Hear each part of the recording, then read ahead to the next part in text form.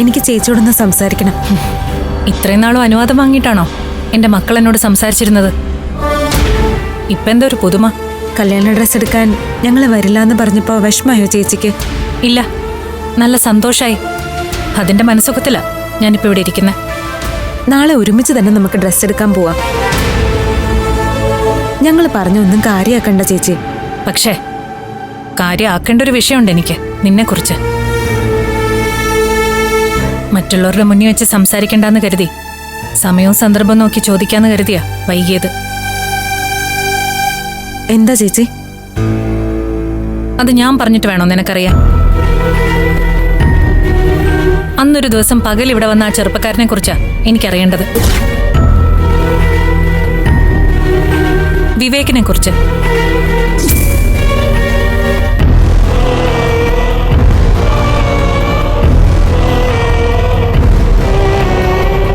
എന്താ ആ ചെക്കനും നീയും തമ്മിലുള്ള ബന്ധം? ഈ പഞ്ചരത്നത്തിന്റെ അകമുറിയിൽ കയറ്റിയിരുത്താനും പുറത്തുപോയി ഏതോ ഒരു കോഫി ഷോപ്പിൽ കൈകോർത്തിരിക്കാനും തക്കവണ്ണം എന്താ നീയും അവനും തമ്മിലുള്ള ബന്ധമെന്ന്?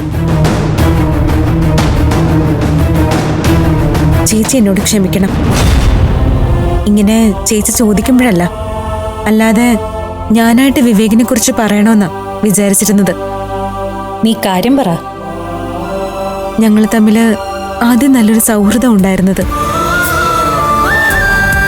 തുടക്കത്തിൽ തന്നെ എന്നോടുള്ള ഇഷ്ടം വിവേക് പറഞ്ഞിരുന്നു.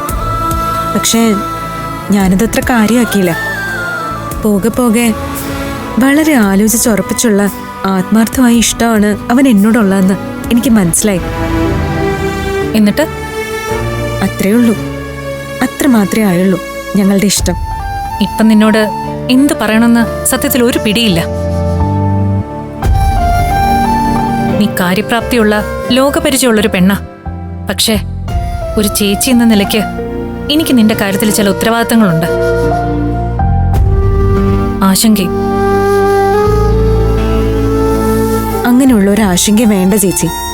തെറ്റായി ഒന്നും ഞാൻ ചെയ്യില്ല, അത് ഞാൻ ഉറപ്പ് തരുന്നു. തൽക്കാലം ഇതിങ്ങനെ നിൽക്കട്ടെ. പക്ഷേ സൂക്ഷിക്കണം. എന്റെ ഭാഗത്തുനിന്ന് ചേച്ചി വിഷമിപ്പിക്കുന്ന എന്തെങ്കിലും ഉണ്ടായിട്ടുണ്ടെങ്കിൽ ക്ഷമിക്കണം. നാളെ കല്യാണ ഡ്രസ് എടുക്കാൻ ഞങ്ങൾ എല്ലാവരും ചേച്ചിയുടെ കൂടെ ഉണ്ടാവും. വല്ലാതെ നൊന്തോ ചേച്ചി തല്ലിയപ്പോ? അന്നേരം വേദനിച്ചെങ്കിലും ഇപ്പൊ അതെനിക്കൊരു സുഖമുള്ള നോവാ. ചേച്ചി വാ, നമുക്ക് കിടക്കാം. വാ.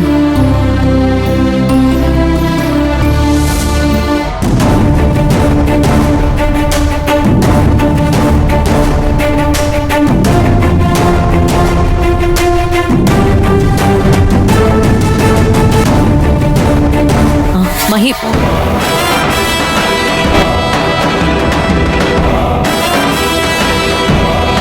എന്താടാ കണ്ണാടിയുടെ മുമ്പിൽ നിന്ന് സൗന്ദര്യം ആസ്വദിക്കാം? നീ ഇതെന്താ ഈ വേഷത്തില്? അമൃതയുടെ കഴുത്തിലേ ഞാൻ താലി ചാർത്തുന്ന ഈ ഡ്രസ് കോഡില. എങ്ങനുണ്ട്?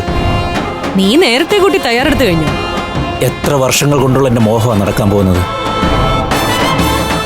കല്യാണത്തിന് ഇനി അധിക ദിവസമൊന്നുമില്ലല്ലോ. തയ്യാറായി നിൽക്കണ്ടേ ഞാൻ?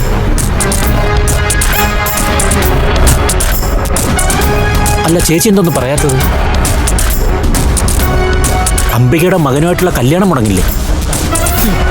അതിന് ഒരു സംശയവും വേണ്ട. ആ കല്യാണം മുടക്കിയിരിക്കും ഞാൻ.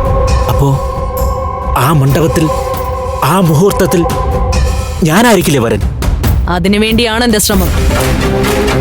ഈ വേഷത്തില് അവൾക്ക് കെട്ടാനുള്ള താലിയുമായിട്ട് നീ അവിടെ ഉണ്ടാവണം. അപ്പൊ ചേച്ചിയോ? താലി കെട്ട് നടക്കും മുമ്പ് നാദസ്വര മേളത്തിന്റെ അകമ്പടിയോടെ അവിടെ പലതും നടക്കും. അവിടെയൊക്കെ ഈ ഞാൻ ഉണ്ടാവണം. ആ തിരക്കിലായിരിക്കും ഞാൻ. പക്ഷേ കെട്ടുതാളം മുറുകുമ്പോ, നീ അമൃതയുടെ കഴുത്തിൽ താലി കെട്ടുമ്പോ നിന്റെ അരികിലുണ്ടാവും ഞാൻ. അത് മതി.